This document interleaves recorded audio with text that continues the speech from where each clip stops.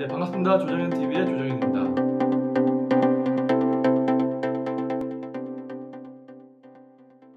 오늘은 여러분들에게 신축 사업을 하면서 어떤 토지를 피해야 되는지 여러분들에게 알려드리도록 하겠습니다.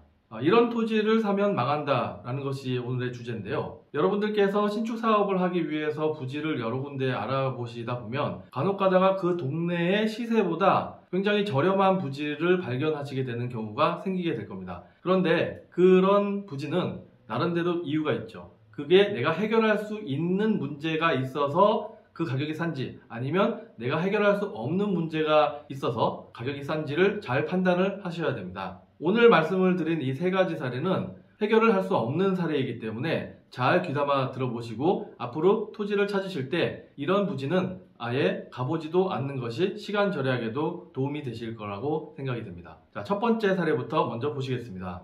영상에서 보이시는 사진처럼 이 부지 같은 경우에, 이 토지 같은 경우에는 도로에 접해 있는 부분이 길다랗게 국자 모양으로 되어 있죠. 이 토지 같은 경우에는 접해 있는 도로가 이 A라고 써 있는 이 부분, 실제로 현장에 가서 임장을 해서 길이를 재보니까 약 1.8m 정도의 길이가 나오는데, 1.8m 정도의 길이로 해서 쭉 앞쪽으로 길게 이어져 있다가 안쪽에 집이 있습니다. 이런 형태의 대지가 주변 시세에 비해서 굉장히 저렴하게 나와 있는 경우가 있는데, 이런 부지는 여러분들이 특히 다중주택 원룸을 짓기 위해서 땅을 찾고 계시는 분들이라면 반드시 피해야 되는 토지입니다. 결과적으로 말씀을 드리면 이렇게 생긴 부지는 앞쪽에 24라고 써있는 앞쪽 토지까지 같이 매입을 해서 다세대 주택으로 사업을 진행하는 것이 맞지, 25라고 써있는 이 안쪽에 있는 토지만으로는 할 수 있는 게 없습니다. 여러분들께서 혹시 부동산 사무소에서 소개를 하거나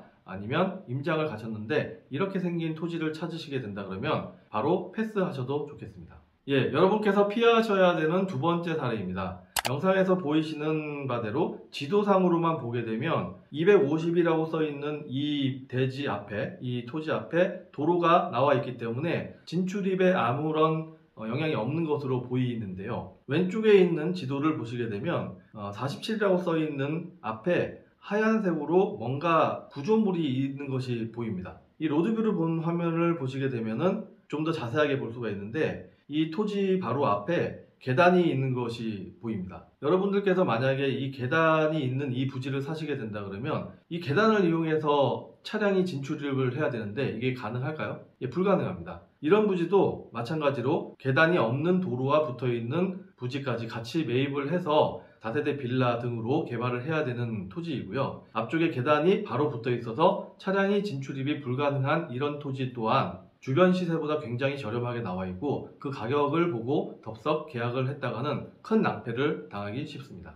그리고 신축 부지를 찾으시는 분들께서 피해야 되는 세 번째 경우는 영상에서 보시는 바와 같이 지적도상에는 도로가 분명히 있는데 실제로 가보면 도로가 없고 집들이 지어져 있는 경우를 볼 수가 있습니다. 지적도만 보게 되면 도로가 접해 있는 걸로 보이는데, 서울의 구도심 같은 경우에는 이런 지적선을 무시하고 집들이 지어져 있거나 다른 사람들이 어떤 구조물로 사용을 하고 있는 경우가 굉장히 많이 있는데, 이런 경우에도 이 토지를 매입을 해서 허가를 받으려고 하면 굉장히 어려움이 많습니다. 지적도상에 도로가 있다고 해서 바로 허가가 나는 것이 아니고 이 부분들을 정리를 해야 되는 사항이 남아있기 때문에 굉장히 어려워집니다. 그래서 여러분들께서 신축 사업을 위해서 토지를 찾으시다가 만약에 이런 토지를 발견하게 되신다면 과감하게 패스를 하셔도 좋겠습니다. 오늘 여러분들에게 짧게 신축 사업을 위한 토지를 찾을 때 피해야 되는 세 가지 사례를 말씀을 드렸는데, 오늘의 영상이 여러분들이 신축 사업을 하시는데 도움이 되시는 영상이었으면 좋겠습니다. 시청해주셔서 감사합니다.